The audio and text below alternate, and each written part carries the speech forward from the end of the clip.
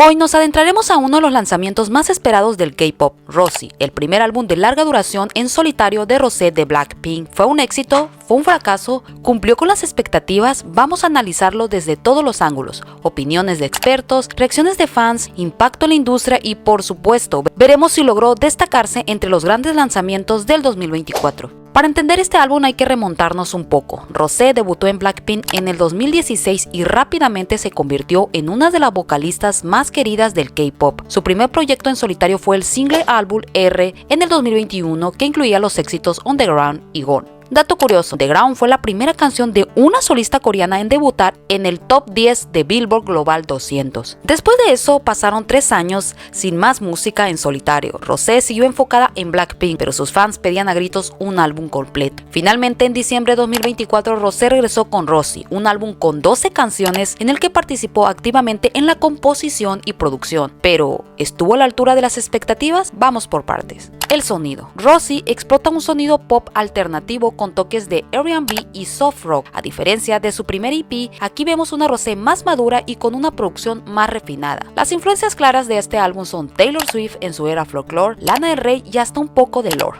Las canciones de Rosy son personales, nostálgicas y melancólicas. Hablan sobre el amor, desamor, la fama y la sensación de sentirse atrapada en su propio mundo. Rosé dijo en una entrevista que este álbum es el reflejo más puro de su alma. Colaboraciones destacadas: Bruno Mars en Apathy, la mejor combinación, suavidad, ritmo y una vibra retro. Charlie Puth en Only Human, una balada emocional con un toque de R&B. Y Evan Monk en el video de Toxic DDN, el actor y modelo de Gossip Girl, aparece como un interés romántico. Ahora viene lo más interesante, ¿cómo le fue? En ventas consiguió 1.2 millones de copias en la primera semana, un récord para una solista de YG. Alcanzaría el número 1 en iTunes en más de 60 países. Su streaming, la colaboración con Bruno Mars debutaría en el top 5 de Billboard Global 200. El álbum superó 100 millones de streams en 48 horas. Los críticos tuvieron opiniones divididas. Buen intento, pero con falta de innovación, suena demasiado familiar y no se siente como una evolución real.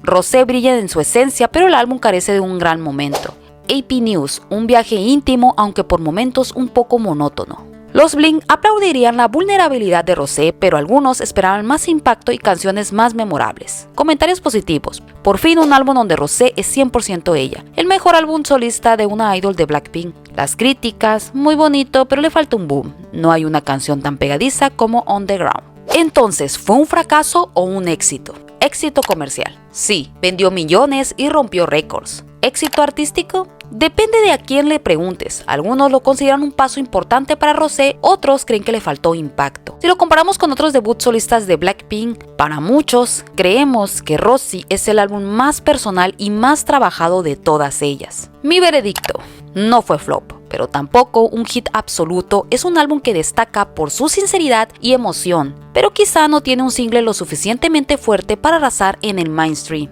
¿Y ustedes qué opinan? ¿Les gustó Rosy? ¿Esperaban más? Déjenme sus comentarios y debatamos. No olviden suscribirse y dejar su like y compartir este video. Y sin más, bye.